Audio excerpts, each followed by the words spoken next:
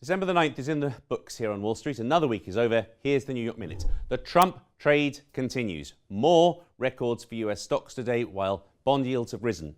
If you take a look at inflation break-evens, this is the implicit bond market forecast for where inflation is going to be over the next 10 years, you can see what's changed since the election. It's now above 2% for the first time in more than 2 years. President Trump means people are less worried about deflation, more worried about inflation. You can also see that in the yield curve. This is show you how much more 10-year bonds yield than 2-year bonds. It's much steeper than it has been. Again, still not very steep in historic terms, but it shows that people now expect rates to rise over the long term.